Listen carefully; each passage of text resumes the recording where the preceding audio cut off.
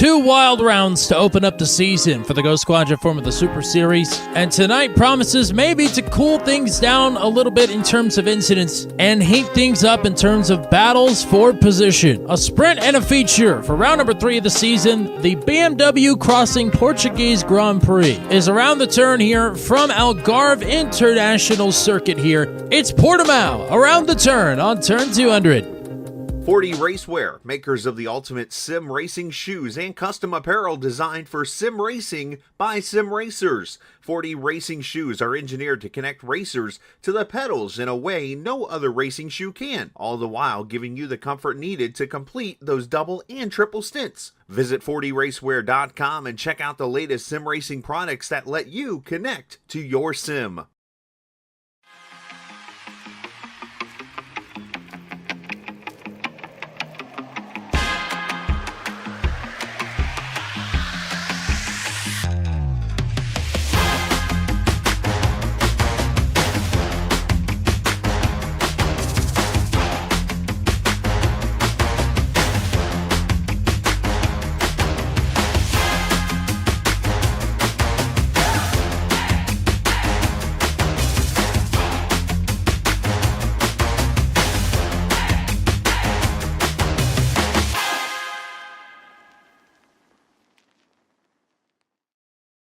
A blind knight that uses echolocation, viewing the dark, treacherous world through sound.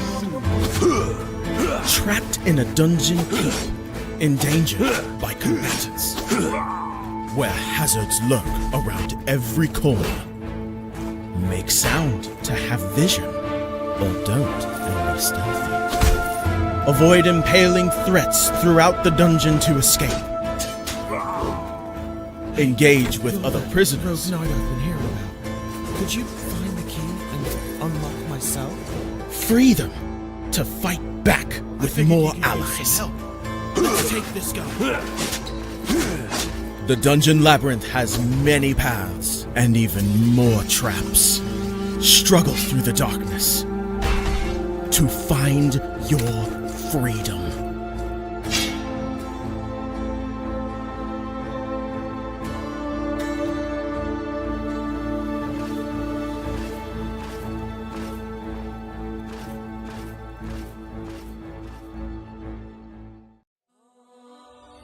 When Alex became a god, he thought he would have no problems at all.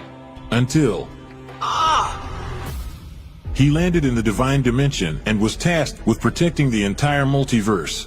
Am I connected to every single Alex Ambrose that ever existed? Alex could travel across dimensions, defying the laws of time and space, to help other Alexes throughout the multiverse. But then everything changed. No! Aw! I have to go back and save them. But if Alex went back to the mortal world, he would relinquish all of his power and his memories. I don't have a choice. I must go back. When Alex returned back to Earth, he goes back to being your average business tycoon millionaire, unaware that the people he cared most about are in danger. Someone help me! Yvonne, what happened? I was attacked by a monster. Alex? What's going on? Get away from him! He is my boyfriend! Who attacked Yvonne in the forest? What will Debbie do next? Who will Alex choose between the two women? Will Alex ever remember who he was before traveling into a different multiverse? To hear what happens next and whether Alex can stop the deranged monster before he strikes again, listen to the original audio drama, Insta Millionaire Returns, only on Pocket FM. Download the app now and find out.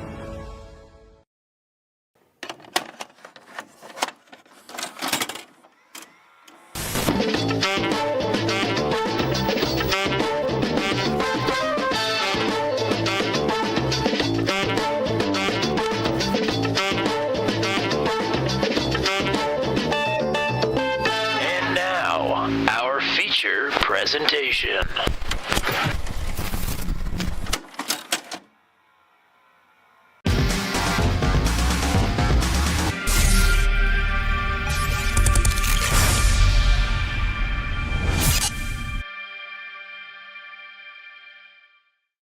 Welcome back to Turn 200's coverage of the GoSquadra Formula Super Series here ahead of round number 3, the BMW Crossing Portuguese Grand Prix. That is an interestingly named race, and for those of you that don't know the story, ask Nate Seifert. But it is the second appearance for Portimão here on Turn 200. It is one of the newer circuits to iRacing and already proving to be a very popular one. It is a Grade 1 circuit. It hosts the Portuguese Grand Prix. 4.65 kilometers, that's 2.89 miles, 15 turns. A wonderful, wonderful circuit here, nestled in the Algarve region of Portugal.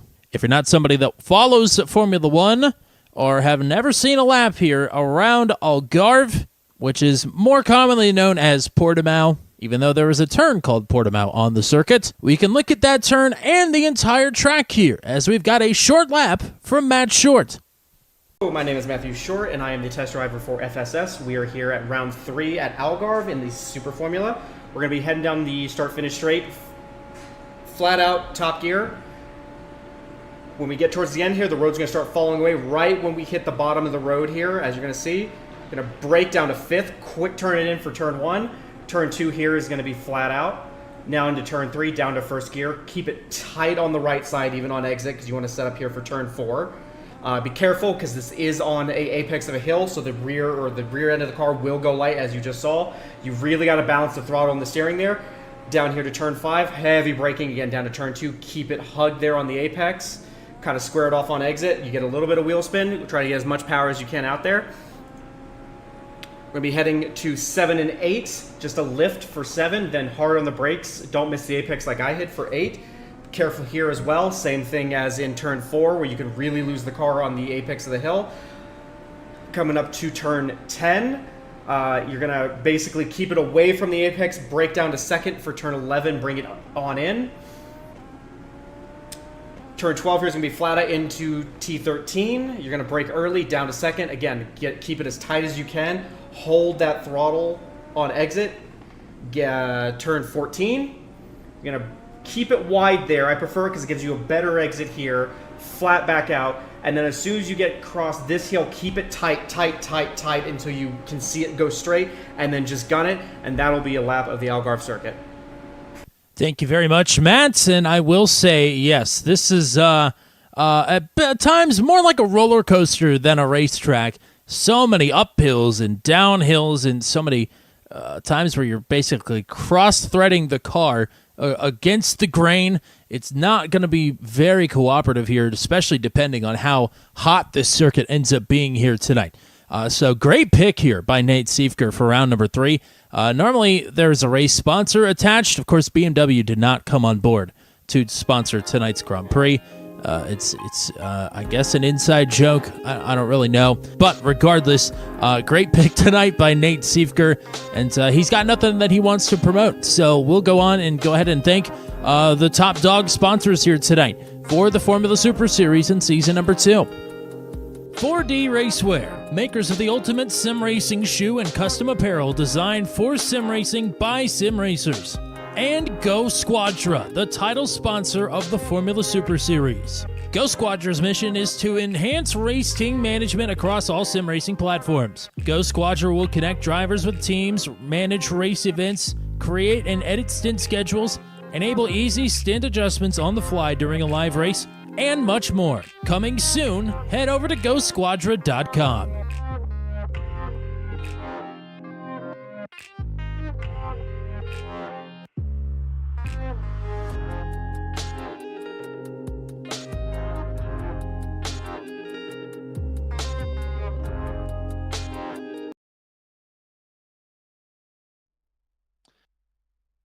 Well, into the land of no fog. We'll welcome in Matt Williamson here. Welcome back to Portimão. Quickly, as we're wrapping up qualifying here, why don't we take a look at whatever point standings you got handy after the first couple of rounds are completed. Yeah, we will take a look at the AM points first, and I think we probably know, if you've been watching, who's going to be at the top of the standings for this one. If you had to guess, you're probably right, because it is Cody Claiborne. I think he was the top AM in both of the feature races the last 2 weeks. So he is at the top of the points. Nick Fleury is sitting there in second, Kyle Allen in third, Brett Hahn and Dan Miglin round out your top 5. And then you'll move along there for the rest of them through Eric Kuntz in 12th. And then we'll take a look at the pro points here. And you can probably guess who's at the top of these as well. That is one. Titus Sherlock leads them with 134 points. Michael Taylor, Hunter Engrav, Mitchell Welker, and Michael Costello round out your top 5. João de Gregorio, even though his feature races have been extremely poor with the starts, unfortunate starts for him, still sits in 6th in the points thanks to his finishes in the sprint races. Byron Daly, Cody Claiborne, Zach Flaum, and Jeff Groff round out your top 10, and you might notice that Cody Claiborne is in the top 10 of the pro points and leading the AM points. Yeah, Cody's having a great season, hanging right there with the pros. So, hello to the boss man himself, Zach Flaum, hanging out. Hopefully the travels are all safe. Hello to Matt Short from work. Thank you for the Matt Short lap. And hello to Lucas Ward, and hello to anybody else that's hanging out with us here, as it is grid time for the 15-minute sprint race here at Portimão. Mitch Welker and Titus Sherlock, dynamic duo there on the front row. Tanner DeFabis is back. He'll start in 3rd, Jesse Lacey, Michael Costello, and João de Gregorio round out your top 3 rows. Griffin Yellen will start in 7th with Kevin Bonomi, Hunter Engrav, and Jeff Groff, your top 10 starters. Max Taylor back in 11th. Watch for him to make his way up through the field if he can avoid early trouble. Christian Jasper will start in 13th next to Sam McDougall there on that row. Zach Buchanan, J.J. Wang, Christopher Hill, your top 16. Cody Claiborne, Mario Cappellucci. Cameron Dance back there in P19, and Nick Fleury rounds out your top 20. 30 drivers here on the starting grid. Matt's will scroll the rest of the starting grid there, and we'll give you the track conditions here on a wonderful Monday afternoon here in Portimão, Portugal. Yeah, taking a look at the track conditions, pretty warm here, 120 degrees Fahrenheit. Make it a little bit warmer for us here as well. So be looking at that throughout the sprint race and then into the feature race here as well. Got the 15-minute sprint coming up for you here first. No fast repairs. 200 seconds of overtake. 17x is a drive-through penalty. 25x is a disqualification. And we will not be fueling here, or pit stopping here, I should say, for the sprint race. We'll save that here for the feature. We recorded the pre-race earlier today before we saw everybody out on the track for practice, and I said this one might be a little less incidenty. That's wrong. There are going to be a lot of crashes here. They're pulling negative G-forces into some of these turns. This car-track combo is going to be a handful. It's just a question of who can get their hands on top of it here and get themselves to at least finish the race. We'll see. Green flag is dropped. We are racing here for the sprint at Portimão. Everybody shuffling right away. False start for Tanner DeFabis. He'll have to serve a black flag as we barrel into turn number 1, up and down the hills.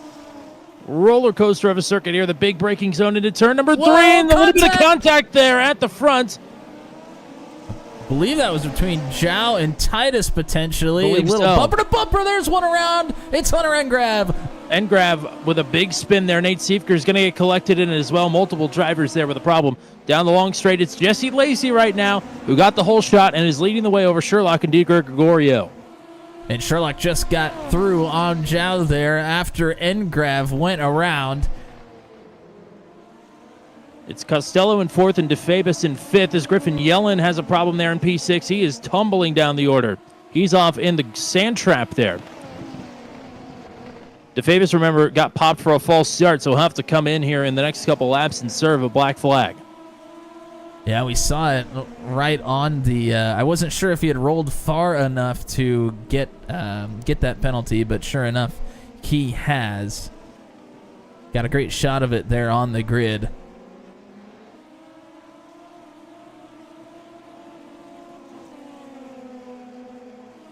Jesse Lacey leading the field. Back down the pit straight. That is a lap in the books here. Good battle here between Sam McDougall, Cameron Dance. They're side by side across start finish. Dance up the inside here. We'll have it into turn 1. That is for 7th. Cameron Dance, a multi-time sprint winner last season. part of maybe the greatest finish. Oh, there's one around. That is Christopher Hill. That's Christopher Hill. No good for the 101. He was running in 10th. Now falls all the way down to outside the top 25. And is missing the front wing. That is going to be one difficult car to tame right now. Absolutely. On any particular day, it would be a challenge, but Oh, especially there's here at this another. track, as that is Nick Goyette off the track in 17th. Oh, wow. And then just went straight over that turtle. Jumped the front end about 5 feet in the air there at a very slow rate of speed. So Max Taylor also made a pit stop with Tanner DeFabis there, as DeFabis has completed his penalty.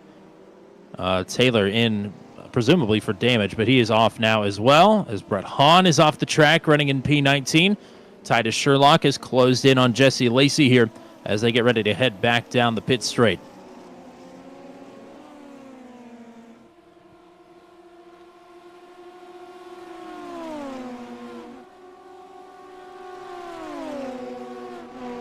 Look at this. Overtake likely on for Sherlock there. Could not quite get to the outside. Was trying to make a move around the outside into turn 1. Ooh, a little bit of a lockup there for Lacey. Lacey having to play defense Whoa! against Sherlock, who is yet to win a sprint, but has won both the features. Sherlock looking to maybe swing to the left here, and he does, but Lacey better on the gas out of the turn.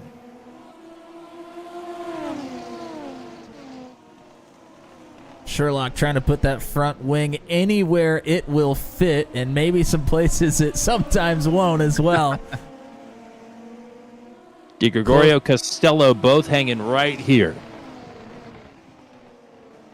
Oh, Lacey there's another wide. lockup. Way wide. You want to try and move to the left there on that turn, but that was too far. It's fended off with some argy-bargy. Lacey will hang on to the lead for now, but Sherlock is itching to get through. Yeah, You got the feeling that he's got the pace. Yeah, Sherlock looks pretty antsy to get past Lacey and put a gap on the field here. Remember, the top 10 will get inverted for the feature.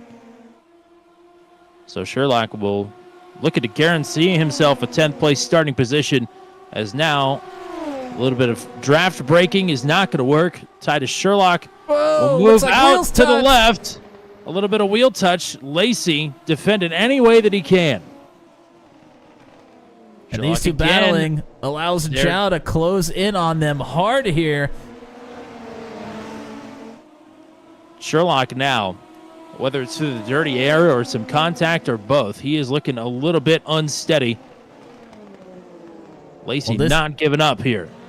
This is why Sherlock was in such a hurry to get around Lacey, because if they keep battling, he was afraid this was going to happen, which is Di Gregorio and Costello getting right up to the bumper. Wow. Nearly got taken out. Zhao had to get hard on the brakes there.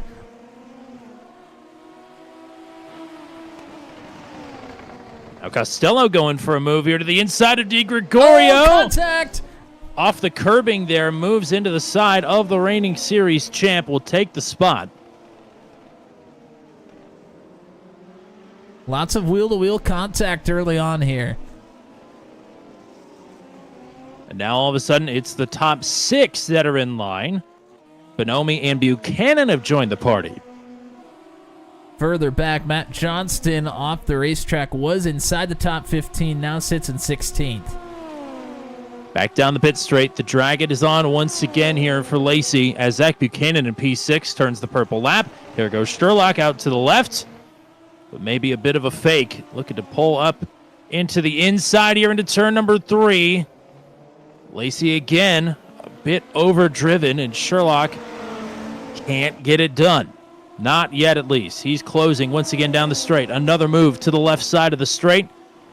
He'll be on the inside here for the left-hander. Wow, that was Costello overshooting just a bit. Now some contact from the front wing to the rear tires of the race leader.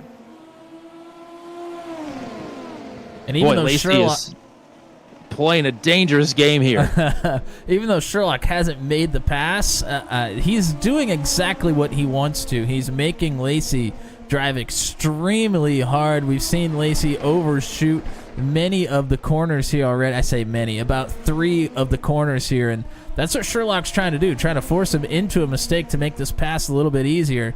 So he's doing his job, just hasn't quite been able to make the pass yet. It has been a sluggish start to the season for Jesse Lacey. He's been involved in incidents in pretty much every sprint and feature up to this point. As have many of the drivers. Yes. I believe this best finish came in last week's feature, and it was 17th. So Lacey's scrapping for some good points here with 7.5 minutes left to go. Mitch Welker, back in P7, is now part of the lead train here. He just turned the purple lap. Zhao a little bit wide there out of turn number 1, and now Costello up the inside will take third away. Costello back to P3. Zhao back to 4th after getting that pass done again. And here comes a cavalry. Kevin Bonomi, Zach Buchanan. Yeah, but now the scrapping for third is sort of broken up the train. Now there's only 2 cars at the front as Di Gregorio takes third back.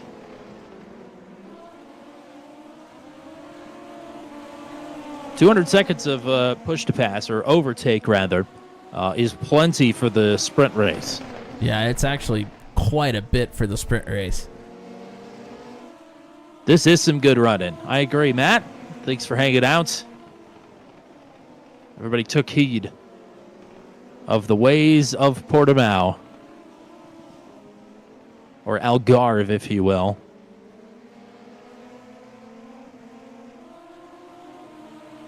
Things have thinned out just a little bit here after being incredibly hectic for basically the first 9 minutes here.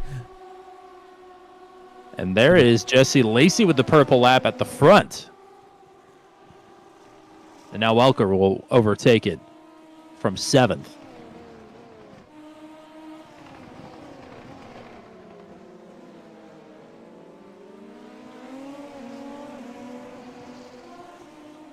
I do believe Welker had to start from the pits, which is exactly what we saw from the sprint race last week with Kevin Bonomi.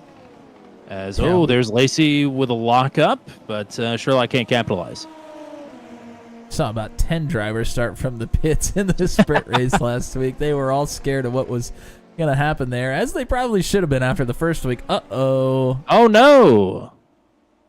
I believe Lacey is gone. Well, he's back. Maybe not. Now that you mention it, it was Jesse Lacey at the front of the field under caution at Spa, wasn't it? That was having the connection issues. That was just one big blink, though. That's the first time we've seen it here in this race.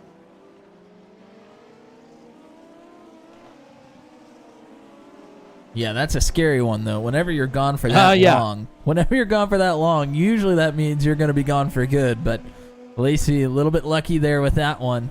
Able to continue.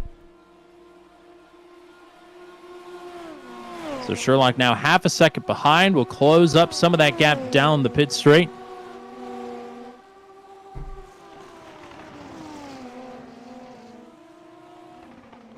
They have left Di Gregorio behind. Further back, Tanner DeFavis currently sits in 19th after having to serve that penalty, looking to get around J.J. Wang. Takes a look up the inside. Cross start finish. Gets it done down into turn 1. Next up for him will be Christian Jasper in P17.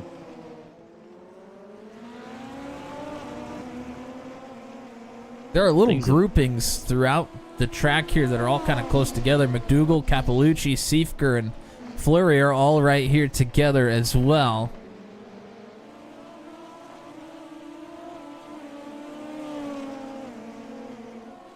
Three and a half minutes left to go.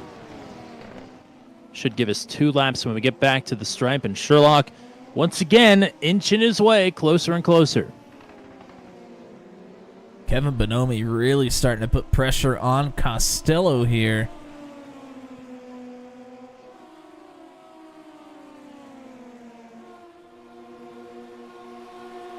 Down the pit straight once more. Purple lap for Titus Sherlock. Weaving their way down the straight. Sherlock within a couple of car lengths now.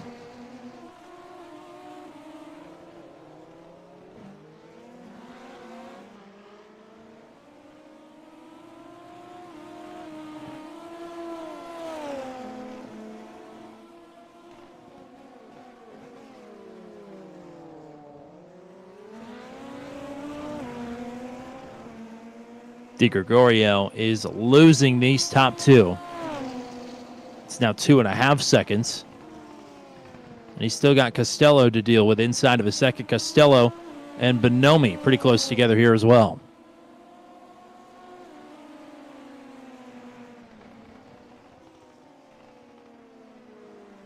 And DeFavis just got through on Christian Jasper, as you mentioned, was going to be up next.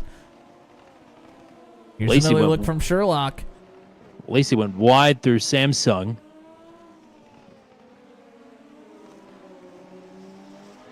And Sherlock, if he stays this close here through turn 15, he is going to be side by side with Jesse Lacey. And they'll cross the stripe this time, and it will be 2 to go now. Look at that, Lacey all the way to the inside white line. We'll move to squeeze. Sherlock off track. Mitch Welker with the purple lap. As Lacey again locking up that left front tire, but still positioning his car exactly where he wants it to be. Lacey going to let Sherlock have the outside here down the hill.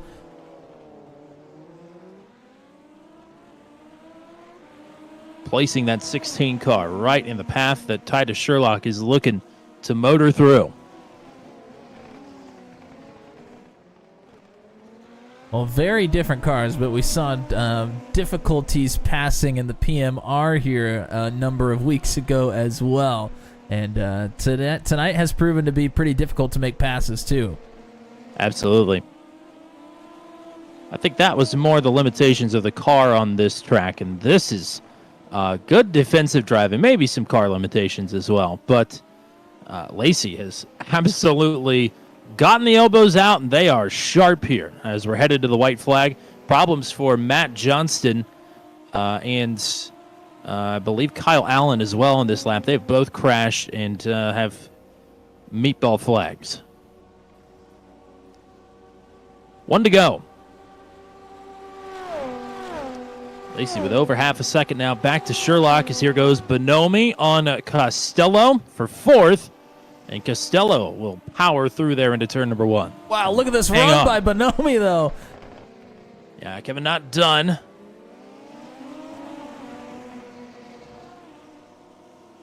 Oh, no! Oh, contact!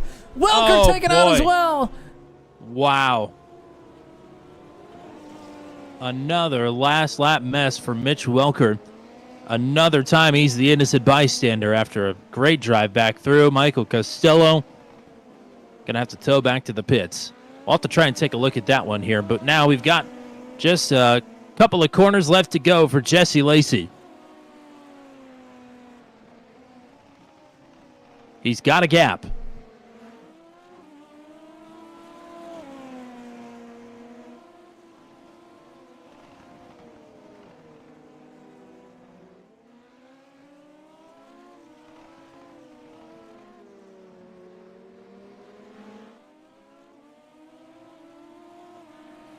What a good shot in the arm here it's going to be for the season for Jesse Lacey.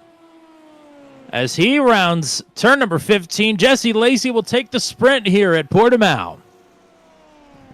Second to Titus Sherlock and third to João Di Gregorio. Quickly, let's take a look at that incident here before we lose the ability to watch the replay.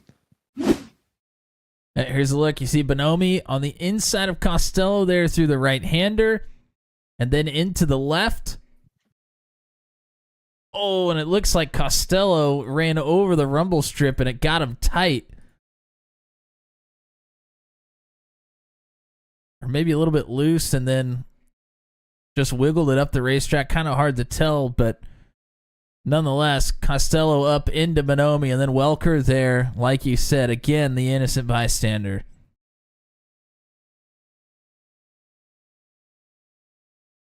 Man, oh man.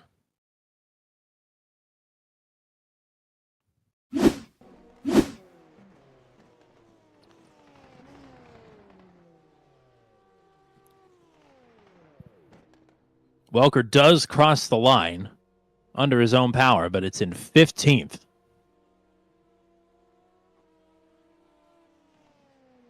Surprised he was even able to make it. That's exactly what we said last week when there was contact with Dan Miglin. I'm surprised that the tires didn't get ripped off there, and I'm surprised he only lost the front wing on that crash. Well, that was, I don't know, that was tamer than I thought it was going to be, although I probably shouldn't say that because we've got another start to get through here. But still, great racing. These guys were getting after it. Unbelievable stuff, which, I mean, we shouldn't be surprised. The GoSquadra Formula Super Series drivers just absolutely deliver time and time again, week in and week out. But really great stuff from, the leaders back to the group that was running for about 6th, and then some drivers that were just inside the top 15 battling pretty hard as well. Fun to see all of that happen in real time. Some problems early on for some heavy hitters as well. Remember, Hunter Engrav had that incident early as well, but not quite as much as the last couple of weeks, which has been good. Although the sprint races have been somewhat clean, and then the features have been sort of a melee to start. So maybe we'll break that trend here this week. Remember, we've got full course cautions coming up here as well. Should point out, Nick Fleury unseated Cody Claiborne finally as the top AM. So congrats to Fleury.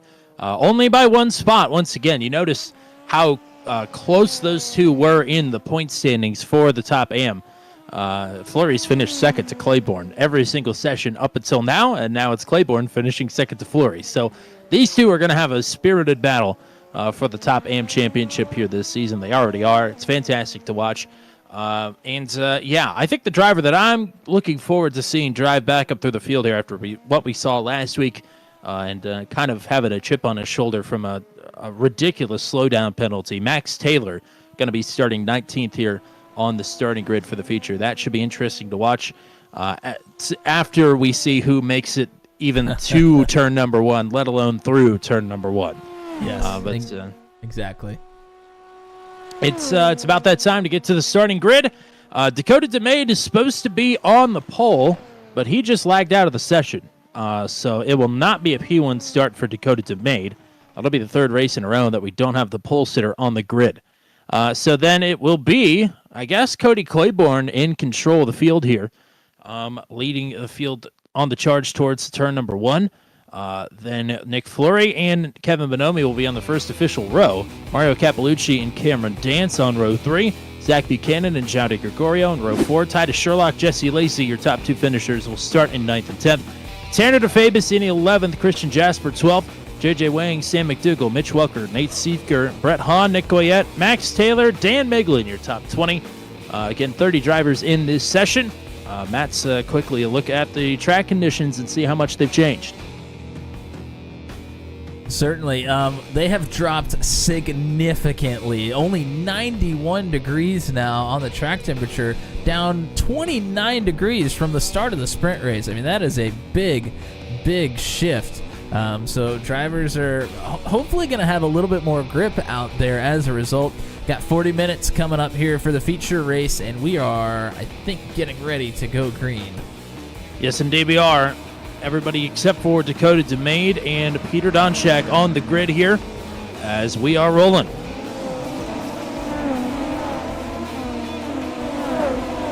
Wow, 2 and 3 wide on the charge towards turn number 1. Fleury leading the field. Bonomi out to second, side by side for third. It's Capellucci on the left and Dance on the right. Dance will power through. Here we go for the lead. Bonomi challenging Nick Fleury. Whoa, Oh, huge lock Dance up for goes Cameron wide. Dance. He'll bring it back on the track. Further problems there for Zach Buchanan as well, but he doesn't make any contact. They're going to be 3 wide headed into Samsung. And that gets broken up, thankfully, without any incident. Bonomi leading, like we thought he might last week. Lacey just got through on Capalucci. Sherlock through on Cameron Dance here as well. Oh, problem further back for Michael Costello. He has crashed into the barrier. On the middle of this field is just absolutely jumbled still. Oh, Jesse Lacey! Lacey's off. Oh, and Lacey, more contact. There Claiborne, goes Siefker. Oh, my. Max Taylor off as well. Goodness gracious. That is 4 cars off the track. Siefker, Claiborne, Taylor, they get the worst of it. They have meatball flags, and Max Taylor's night is over.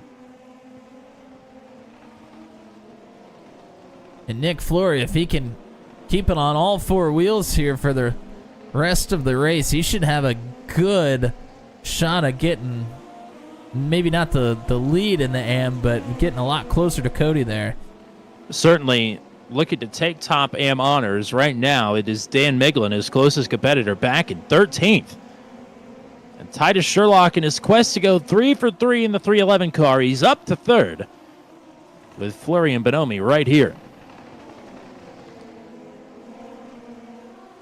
Of course, we mentioned Bonomi's drive last week as there goes Sherlock through on Fleury.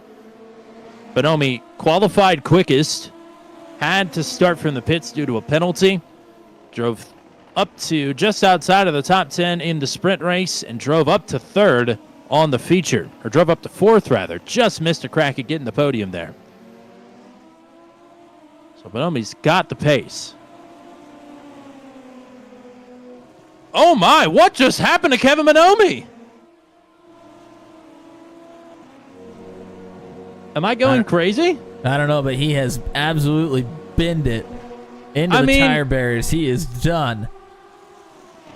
He didn't even hit anything. That car just exploded. What the hell just happened? Well, unfortunately, I wasn't looking at it. I'll go back and take a look. I swear, maybe he hit a turtle or something? I have no idea. Cameron Dance and Tanner DeFavis have both gotten through on Fleury here just within the last few corners. DeFavis currently has the purple lap of the race. Well, Titus Sherlock's the leader now, I guess. We have a couple of things to look at. Really need to look at that absolute melee from about 4 or 5 cars getting at least off the track, if not taken completely out. But DeFavis is on an absolute monster run right now, the last couple of laps. Trying to make good on the mistake from the sprint race with the false start, if you will.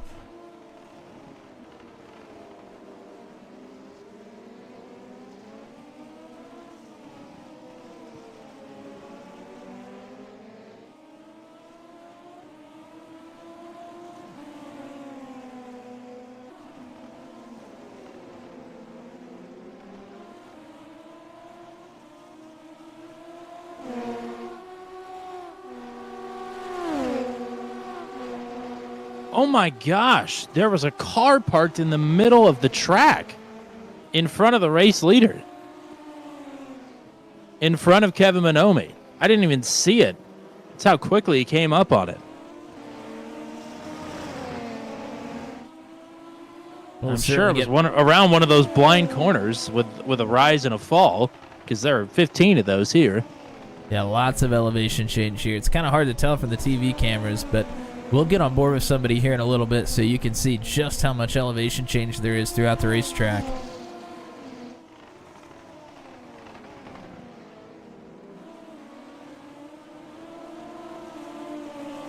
Well, we gotta take some replays here and show the folks what just happened there, and figure out also who was that parked in the middle of the track. Certainly, let's try and look at that incident that I think started with Lacey and then turned into I don't know what.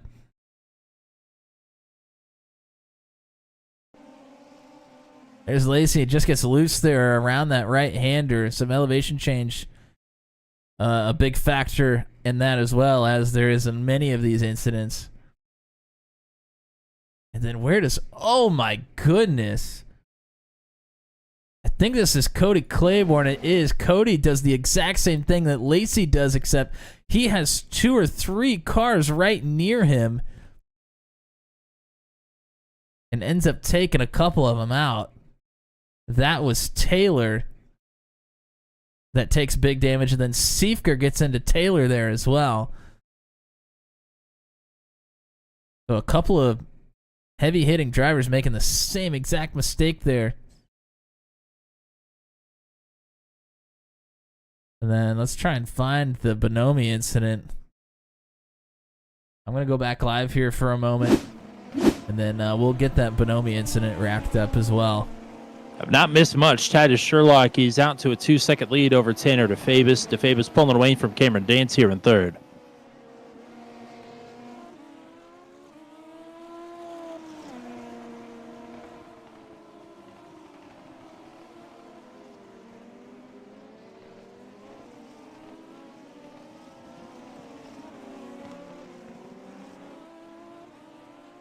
Well, there's no real incident for Bonomi. I mean, obviously real incident, but on my replay tracker, there's nothing necessarily telling me that he had an incident. So I'm going to try and find it. He's already crashed here. I'm just going to have to rewind this the old-fashioned way. Yeah, he's coming down the hill into the right-hander. Oh, and there it is.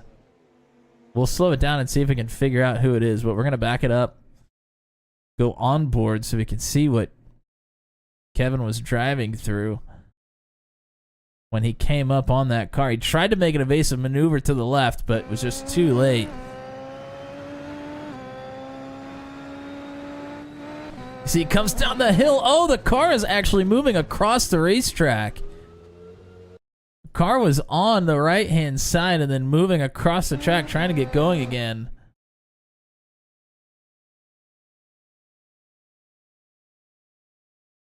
Really hard to tell who that is.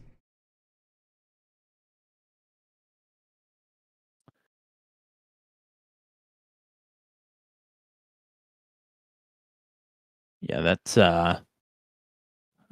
is not ideal. No two ways around it. So things are very spread out here at the front of the field now. I mean, the sprint race was just a absolute all-out race in the top 5, and top 5 are all spread out, but João Di Gregorio currently looking to get around Sam McDougal, and does to the inside across start-finish. McDougal trying to fight back.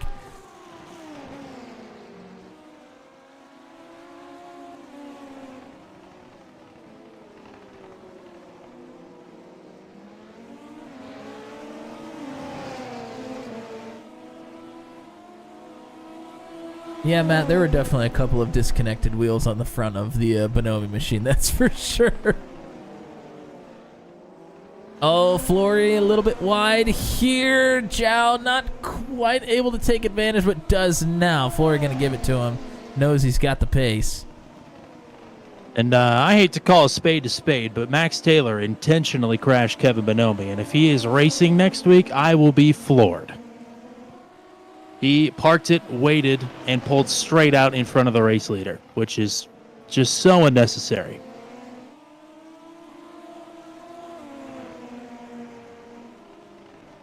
So, goodbye, see you later.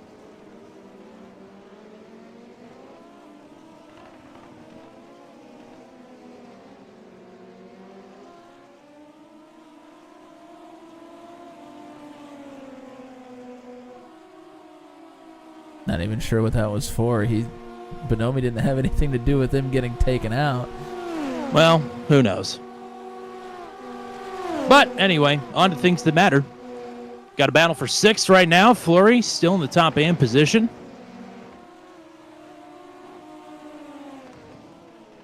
Yeah, But Flory Sam trying to. McDougal gets through. Yeah, Flory trying to hang on to hopefully a top 10 here. Him and Claiborne have kind of done the same thing the last couple of weeks where they've started very near the front and have been able to hang on for a while to top 5 positions and then have kind of slid down the running order a little bit, but trying to hang on to the top 10. Still quite a ways to go, though. Only 11 minutes gone through this one.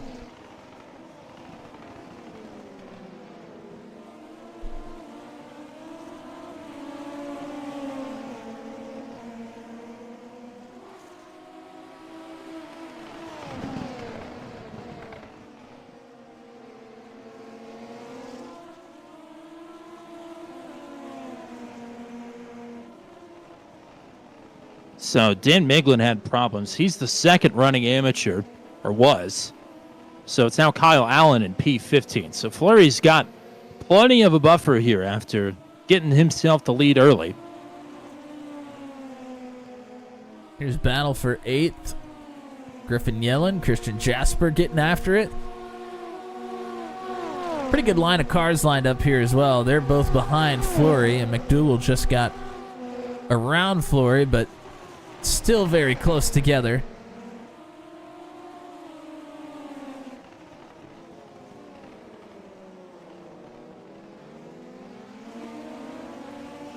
It's Jasper trying to get through. They're nearly 3 wide here. Now Yellen and Jasper side by side, and Yellen gets through. Good work here for the 88.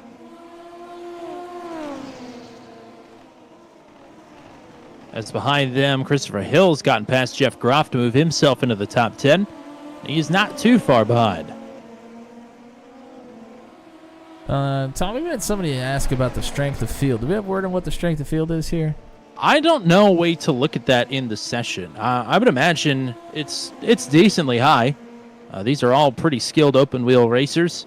They started the AM division at 1,500 I rating, and there's only 6 or 7 of them in the session here. So I would imagine it's 2,500 at least, maybe a little higher. I was trying to see if I could look at the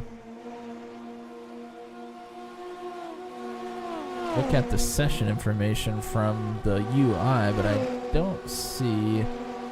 I didn't know if in non-official races it gave you us an I rating column like it does in the official races or not.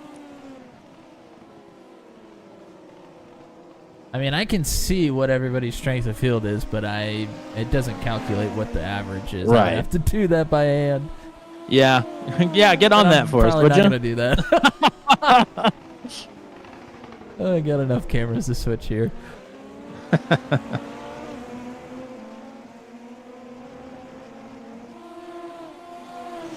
Di Gregorio hounding Capalucci here to try and get up to 4th.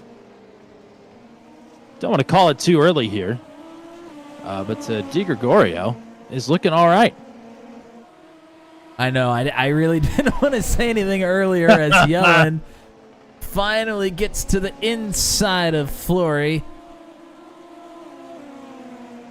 and is able to get through. Zhao coming up on Capalucci. Just for a reference, though, for you, don't know what the average is, but Cameron Dance is above 6,000. Zhao Di Gregorio is right at 6,000 I rating. A couple other drivers in the 4,000s, quite a few in the 3,000s and 2,000s. I think the lowest we have here today is a 1329. But that's Nate Siefker, and Siefker is a pretty darn good driver, so strength of field on this one, probably not telling the whole story. It's still pretty high. I mean, anytime you're rocking a 2,000 strength of field, you've got a decent group, and I would imagine we're above that. Oh, yeah, I would say we're definitely above that. Zhao gets through on Capalucci here for P4. That is the reigning champ, 1 spot off the podium. He's got 2 seconds to track down Cameron Dance, who he has warred with plenty here in the Formula Super Series. Pit window is open, by the way. It's lap number 11. So anytime between now and before the leader takes the white flag, you are required to come down and take a set of tires. Christopher Hill is on the move here. Just got by Jeff Groff about a lap ago. Now coming up on Jasper and Flory. Jasper and Flory are actually side by side there for a moment.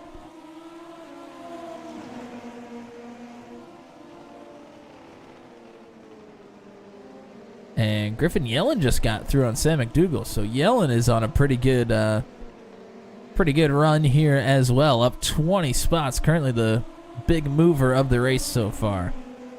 And here comes Capalucci. Mario in from P4. Here comes some more. Groff, Welker. Oh, Groff too fast entering. Kyle Allen coming in here as well. Pit speed limit is 37 miles per hour. Flory Oh, boy. just absolutely launched it off of one of the turtles, but is able to keep it moving. I don't know Allen. how he didn't crash. Kyle Allen too fast entering as well.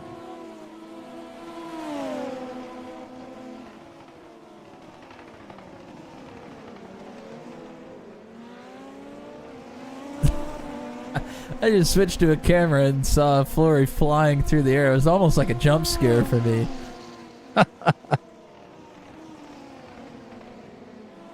I think all four wheels were off the ground. Can't believe he didn't crash it harder, or crash at all, really. Well, Jeff Groff's going to call it a night after the speeding penalty. 37 miles an hour on pit entry. It's a tough task. Yeah, it's really tough because you're kind of coming in a straight shot. I mean, you have a straightaway kind of to really get some speed going, so it's a tough entry. Yeah, you'll be flying out of turn 15 at about 165 miles an hour. As here comes Di Gregorio. He will get it down to pit road speed. Christopher Hill now working on Christian Jasper. Nick Fleury also down pit road. As Hill will fly through there on the inside. Yeah, Hill is showing the speed right now. That's for sure. Personal best lap last time around for Titus Sherlock, a 125.92. Purple lap is a 25.70 right now for Capalucci, or rather for Mitch Welker. Battle between Matt Johnston and Kyle Allen. Johnston gets through for 18th. Both of them have been down pit road already.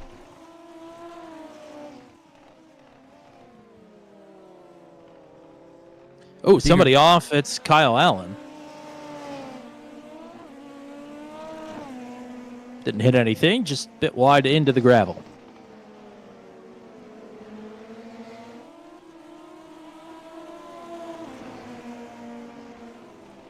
Christopher Hill continues to pipe him in, is caught up to McDougal now. Take a look on the left-hand side, down the hill on the outside, and able to make it stick. And Matt Short was talking about that when the incidents prior came, and Christopher Hill now going to come down pit road along with Jasper. Two veterans of the RL Schaefer's IndyCar Series. Back to battle in here, open wheels style. Inside the top 10.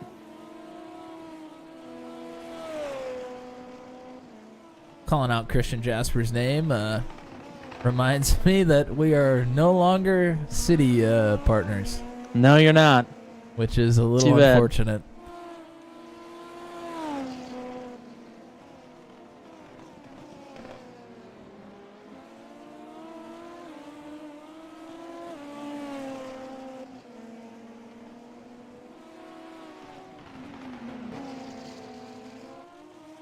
Wow, Jasper trying to get up to speed out of pit road. I saw that Welker too. absolutely flew by him. That was pretty close.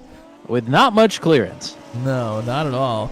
And in front of Welker, Christopher Hill is trying to get some heat into these tires. Meanwhile, Welker already has heat in his and is going to pull to the inside here and take the spot.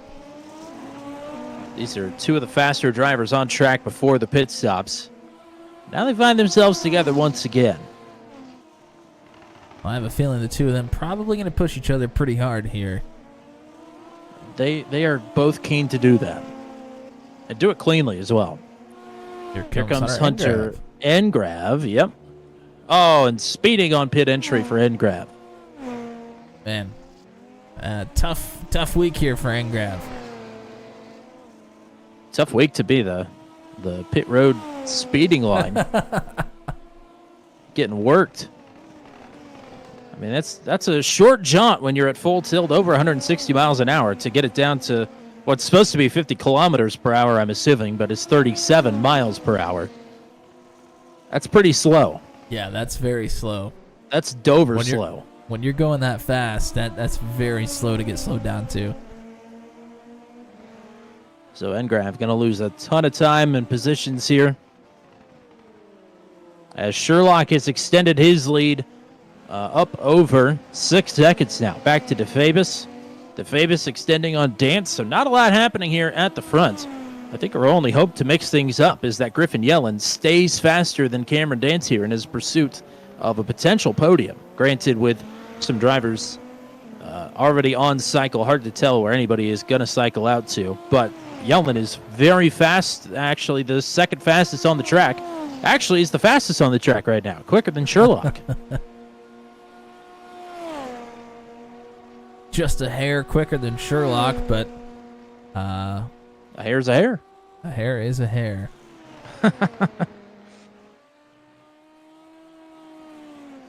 He's got a pretty good margin to get up to Cameron Dance, though, and Dance is putting in good laps here as well. Yes. 4.5 seconds to get to Dance for a podium.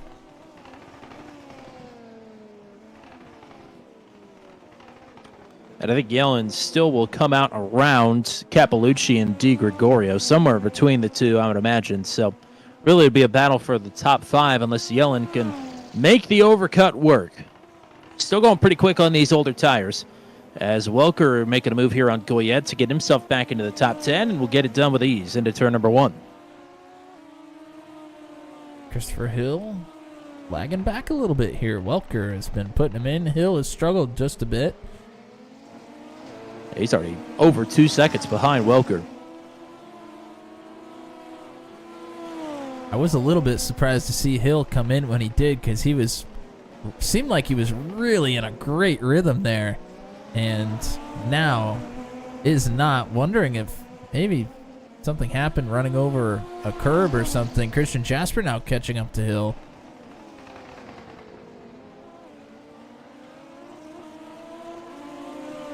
But maybe just got out of rhythm with the pit stop and hasn't been able to find it again. The rhythm of the night. Hello to Rob Williams in the chat. Thanks for hanging out. Griffin Yellen got off the track. I don't think he hit anything, but definitely will lose some time.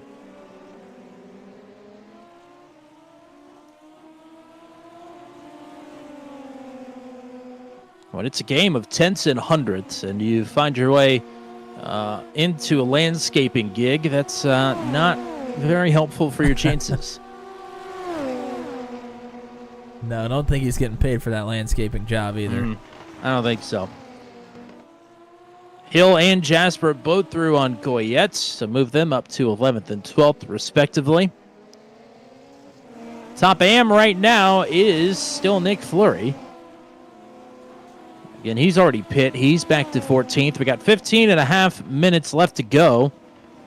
As Brian Labarge with an off track there. He's still yet to pit in 7th. And it is indeed the top 7 that have yet to make a stop. Plus, I'm sure a few stragglers here and there.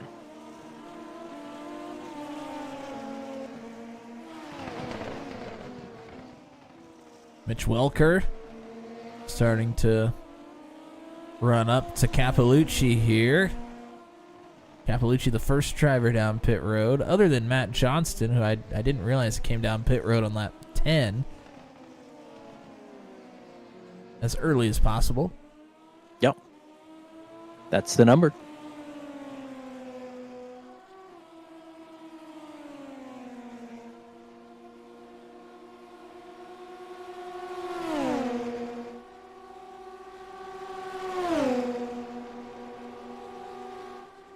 Welker on Capalucci, and will take it. Welker continues to plow forward.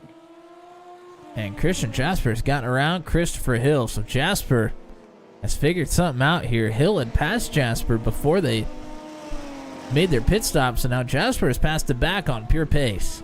I think that just happened there into turn number 1.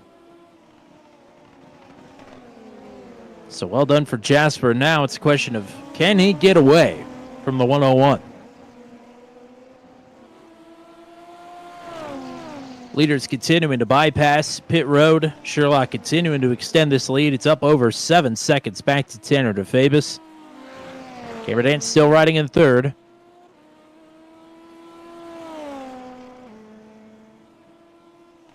Times have now leveled out for Griffin Yellen. He is fourth quickest of the top 4.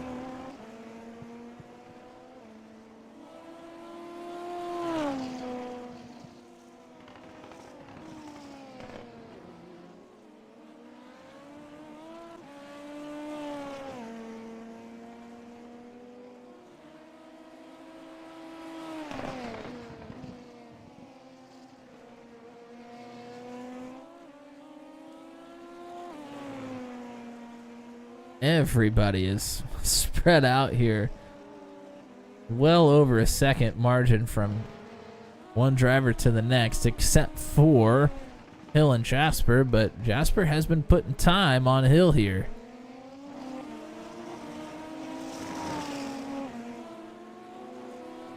Nearly a second of an advantage right now,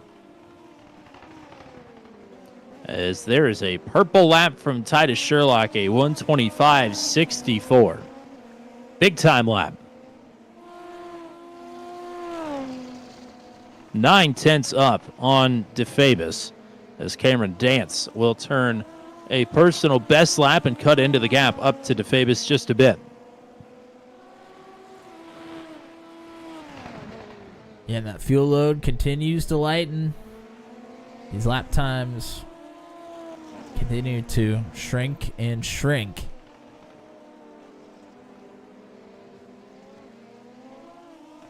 Watching with bated breath here, the top AM, because Fleury, on paper, it looks like it's close, but Brett Hahn is 33 seconds behind Nick Fleury. But those two are closer than they've been this entire race, as Fleury is kind of fallen down the leaderboard a bit. Meanwhile, Mitch Welker in P9, purple lap for him, a 125.44. Huge lap. Yeah, that's 2/10 faster than Sherlock's best. Welker's got a big gap between him and João de Gregorio in what should be a battle for a top 5 spot when it all cycles out. Again, the top 7 have yet to come down pit road. But Welker is doing everything that he can here to get himself as many points as possible.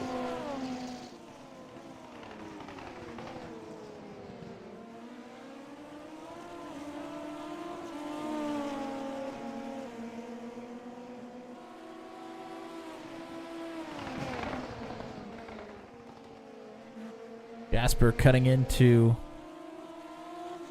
the time up to Capalucci, looking to get into the top 10. And Hill started to reel both of these two in again, so as Brian Labarge will pit from 7th. This will be a good 3-car scrap here with Capalucci, Jasper, and Hill.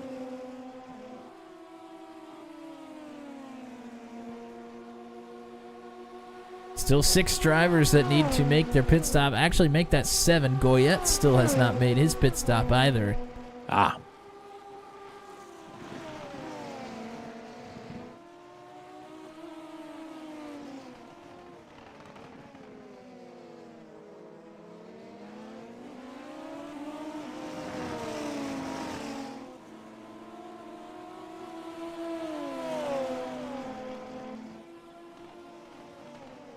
Whoa! Wow, that was close. Jasper absolutely just about ran it up Capalucci's bumper there. Here comes Cameron Dance from 3rd. JJ Wang is challenging for 5th on Sam McDougal right now, so all of a sudden some things happening.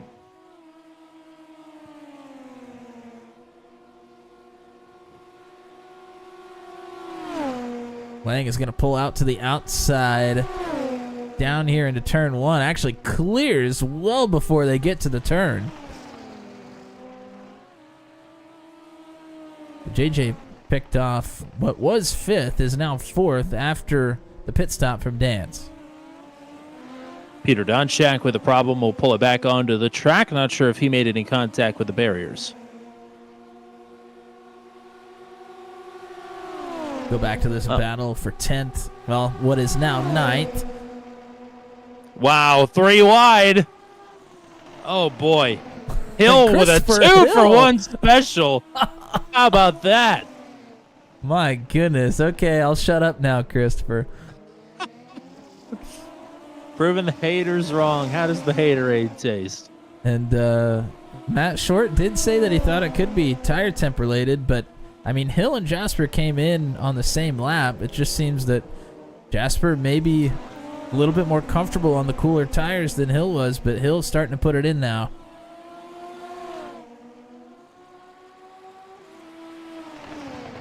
Di Gregorio has jumped Cameron Dance after the pit stop here, so this should be a good battle between these two. Dance still with some cool tires, but hanging right here with Di Gregorio. So where will everybody cycle out? One thing is for sure, Mitch Welker is catching both of those drivers. He was 6 seconds behind when he passed the last car for that 8th position. Now is 3.8 seconds behind. So he has made massive inroads here towards a battle for the top 5 or even maybe a podium. Still, 7 minutes, 20 seconds left to go. Gonna have to keep piping them in. Personal best laps for Sherlock and DeFavis and JJ Wang last time around, as we're still waiting on the top 5 and Nick Goyette to make pit stops. Battle between Fleury and Buchanan here. Buchanan up the inside here into turn 1, gets it done. Fleury now back to 14th, has slowly dropped through the field. That is Sherlock purple lap, 125.30.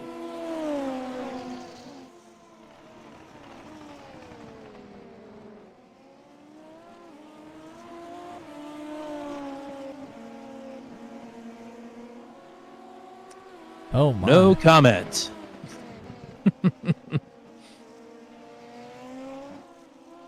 Whoa! But thanks for the update. Christopher. Wow. That was a wiggle. It's still wiggling. Oh no, it's still wiggling. Goodness gracious. There's a tire temp issue for you. Yeah, no kidding. So Hill was Holy struggling cow. on the cooler tires. Now seems they might be a little too hot. He had an optimal operating window for about 4 minutes there and has now exceeded.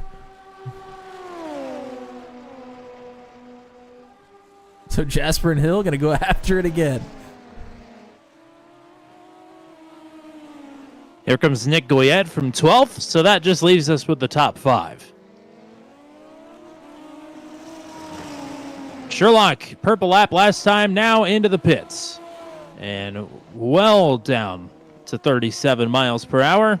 We'll see if DeFavis answers, and he will. So DeFavis not going to try anything different. We'll bring it on to pit road. Here's Yellen. Yellen comes in as well.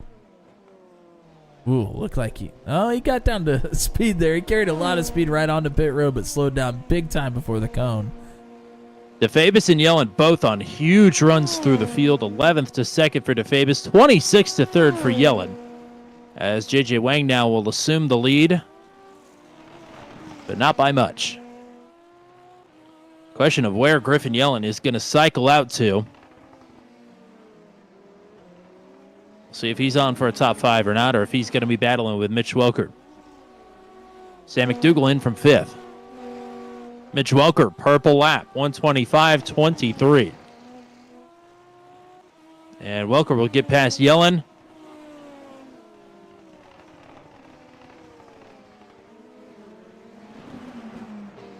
Yellen firmly in the gap between Welker and Jasper and Hill. Through all of that, we've been missing this battle between Jasper and Hill. You know, every once in a while, you have a race where you just can't seem to get away from a buddy of yours, and that's exactly what we got here. These two are attached at the hip and also attached at the wings, just about.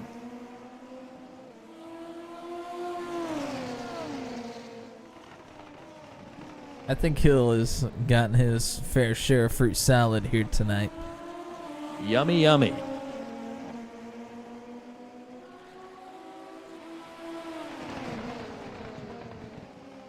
Name a second Wiggles song.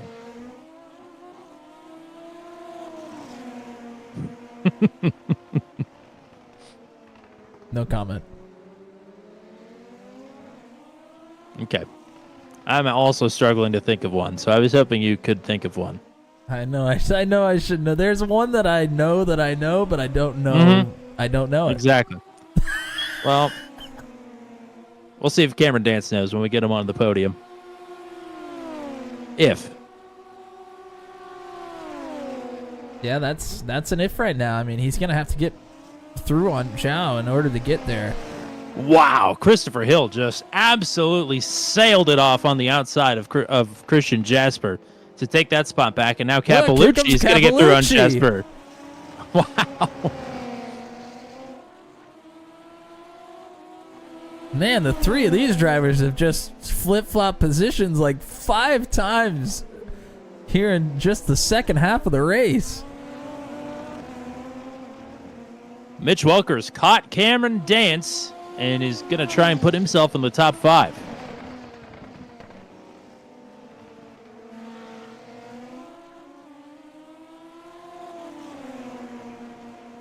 Two minutes to go.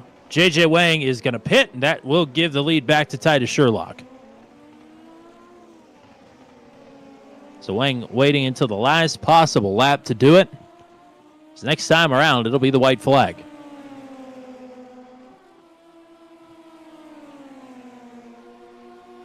Welker will have a huge run here on Dance. They nearly make contact down the front stretch.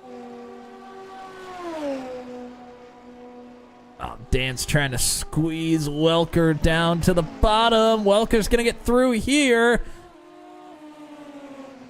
And it sticks. Nicely done. Nicely done.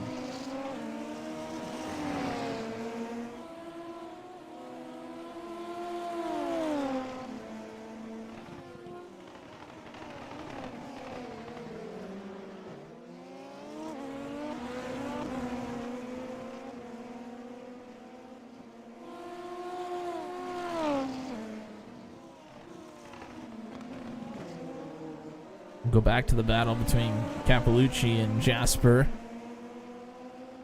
Hill has gapped them now by a pretty large margin. Just absolutely insane things happening here in the feature race. While all that is happening, Titus Sherlock is headed back down the pit straight with 30 seconds to go. He will take the white flag.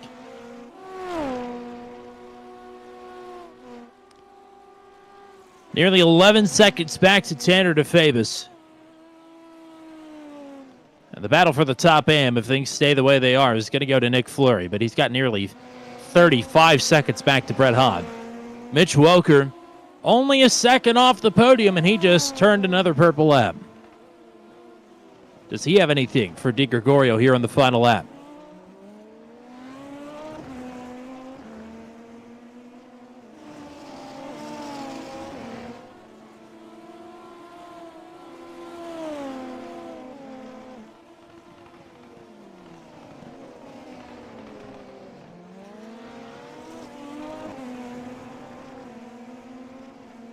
Hasn't cut in much here through the first couple of sectors. Is going to have a monster second half of this lap to get past Zhao for a podium.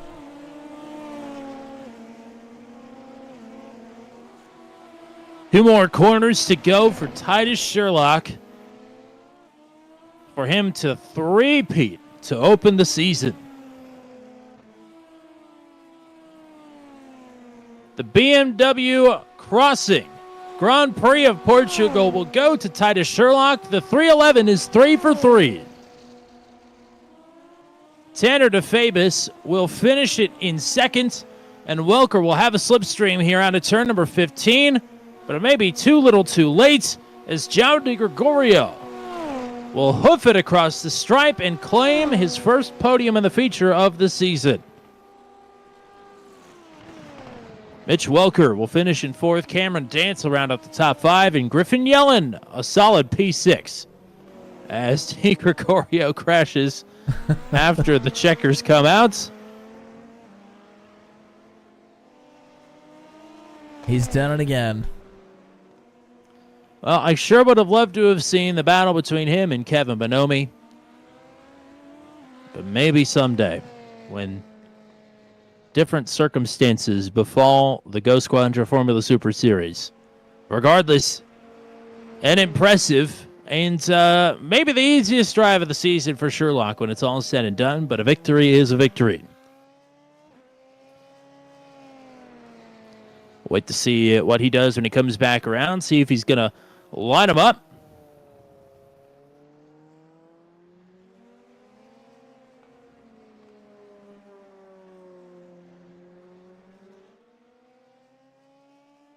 As there is everybody across the stripe.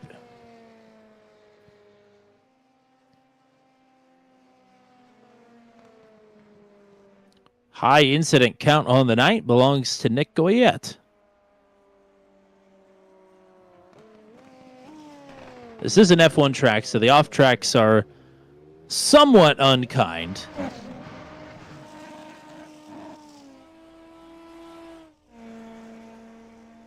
And you know, the drivers weren't the kindest tonight either, especially in that sprint race.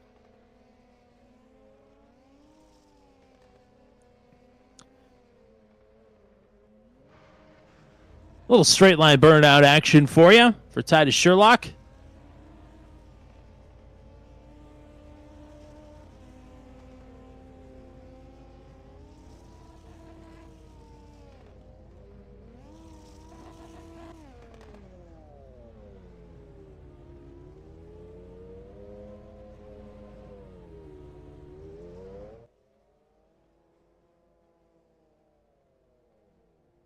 Alrighty. Great job here tonight for Titus Sherlock. We'll talk to him. We'll talk to Tanner DeFabis, and we'll talk to your reigning series champ for the first time this season. Hard to believe, João de Gregorio on the podium. Fourth for Mitch Welker. Fifth for Cameron Dance. Sixth for Griffin Yellen here tonight. It is Christopher Hill in seventh. Christian Jasper in eighth. Mario Capellucci in ninth. I think that's a three-way tie for driver of the day. In my book, they put on fantastic racing. 10th for J.J. Wang. Then it's 11th for Sam McDougall, 12th for Zach Buchanan. Top AM tonight is Nick Fleury. Hopefully we'll talk to him here in a second as well. Brian LaBarge and Hunter Engrave, your top 15. Brett Hahn will finish at 16th. 17th place for Nick Goyette here tonight. It's 18th for Kyle Allen. 19th for Peter Donchak. 20th, or rather for 21st for Jeff Groff. 22nd for Jesse Lacey. Drew White will finish in 23rd. Dan Miglin in 24th. 25th for Kevin Bonomi, unfortunately. 26th for Michael Costello. It is 27th for Cody Claiborne. 28th for Nate Siefker, and Dakota DeMade will not finish the race. That technically won't even start in P30 after being the scheduled pole sitter for the grid for the feature, so that is unfortunate. So Nick Fleury, we don't see him in the waiting room, so we may just go ahead and pull in your third place finisher to start things off, just making sure. We will talk to João de Gregorio, the reigning series champ for the first time here in Season 2. Great night for you here, though. Congratulations. Hi, guys. Yeah, great night. A podium it's never, you can never throw away, you know.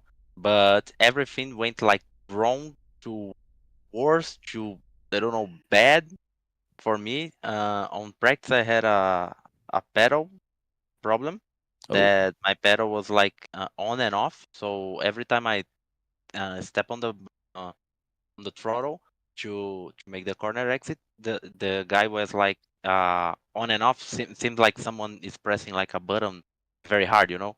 So on and off, and I had to use like half of the practice to solve that. And on the second race, my start was the worst ever because the software that I use, the caps, shows me how much clutch I need to be on the bite point and do all the procedures. And it just went off, and I just like tried to do it blind, you know, try to muscle memory, but it was the worst start ever. I got very lucky. The rhythm was very good, the pace was very good, but Titus is freaking fast, you know. So let's see if I can get the hit and feature finish for the rest of the season. I'm sure you're just happy to finish both races in a night. It hasn't happened yet. You've gotten wrecked a lot here this season already. Yeah, last season went the same, you know. I had like 100 points to Cameron, and from round 6 beyond, I just had like very good results. So season's very long. We are still in the third week. Titus had a lot of luck and competence to finish all the races, but I think his time will come too. It comes to everyone, you know. But let's see what happens. Just like to say a big thank to my fiance, is to her, and just like to thank my sponsor, the Pro Racing Simulators. They do pedals,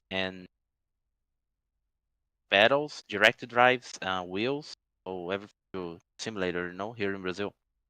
My pedal problem is because my pedal is too old, you know. It's not because of them. I just need to buy a new one, and I will be freaking fast. So thank you guys. See you on the next round. Absolutely. Congrats. We'll hopefully talk to you again next week. Alrighty. Tanner DeFabus now will join us here in booth 200. A great 11th to 2nd run for you here tonight. Congrats. Yeah, thank you. Thank you very much. Well, what do you make of the night as a whole? Having to work through a lot of traffic there in the first couple laps, and then Titus being out of reach, but some laps kind of out by yourself, as there was no real challenge from behind either. Yeah, so into qualifying, I was really happy with it, P3. But on the start, I didn't have my clutch calibrated, so when I went onto the clutch, I just went forward because all the gas in the clutch. So yeah, then I had a penalty for a drive-through, and I was really upset with that. But came from last to 11th, so I was really happy with that. And I knew I had the pace for a podium, so I just knew I had to get a good start in the feature race. And yeah, I mean, it went pretty well. I'd say. I would agree. Matt, what do you got? Yeah, I'd say it went pretty well as well. You had a good look at passing many cars here tonight. Seemed like passing was somewhat difficult without mistakes, being made, having to force some folks into mistakes. How did you see it out your windshield trying to make passes around here? Well, honestly, I didn't have too many one-on-ones.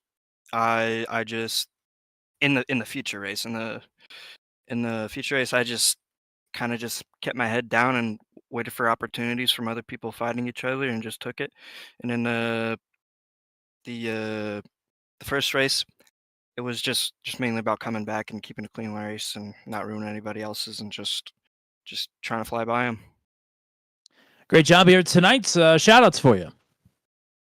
Yeah, I would like to shout out Eclipse Competition, some of my sponsors, Destination Athlete, Ralph's Muffler and Brake, IDS, and I would like to shout out Titus because he did help me with some coaching. So thanks to all of them. Alrighty, partner. Thank you for the time. Congrats on the P2. We'll hopefully talk to you next week in Barcelona. Thank you.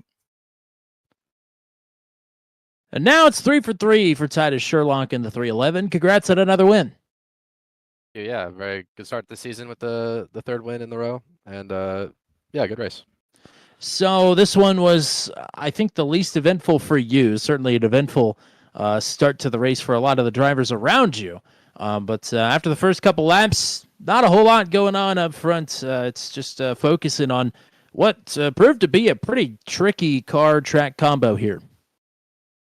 Yeah, it's a super tough track and car combo. You have to be super delicate on the power. And yeah, I started the race P9 and got up to, I think, second or third on the first lap. And then, unfortunately, that happened to Kevin with Max.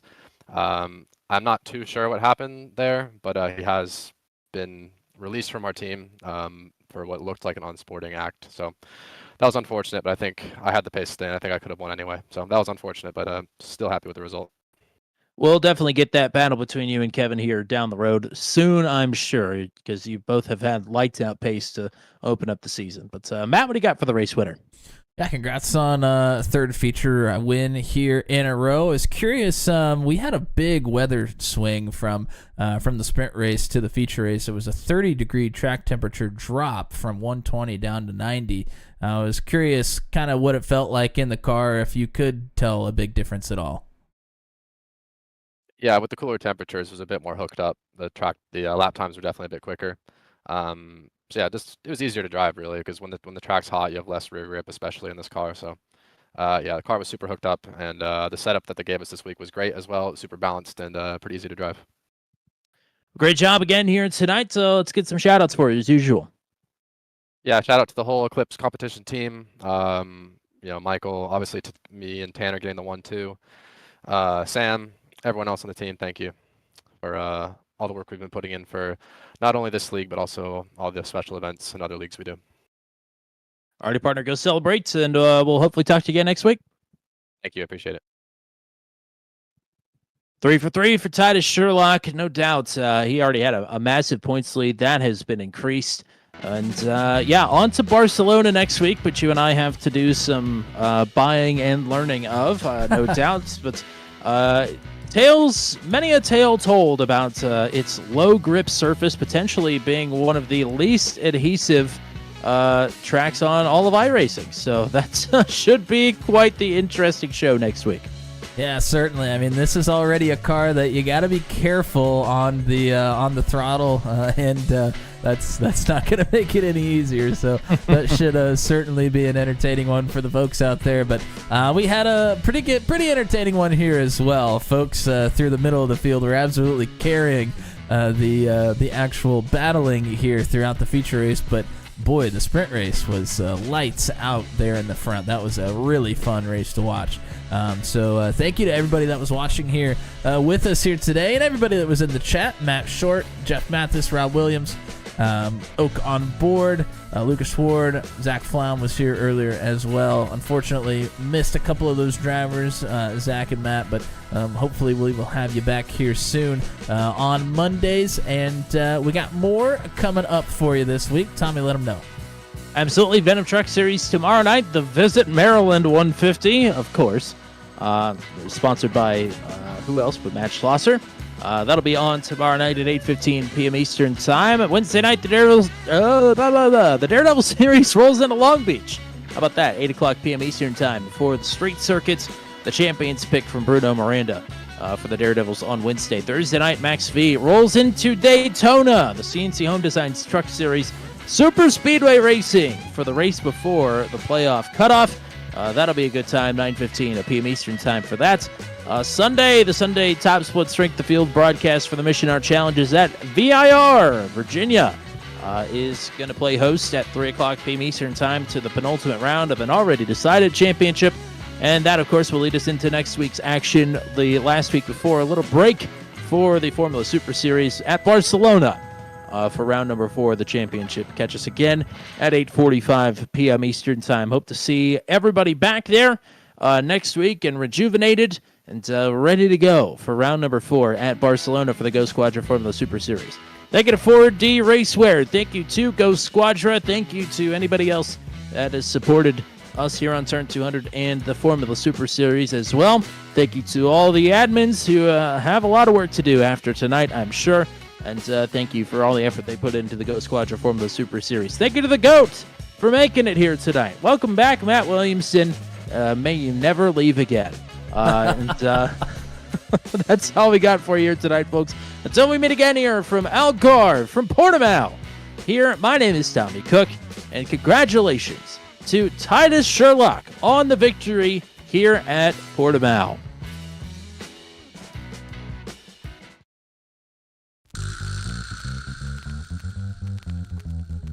This has been a live broadcast on Turn 200. Be sure to hit subscribe and hit the bell to get notified of when we go live next.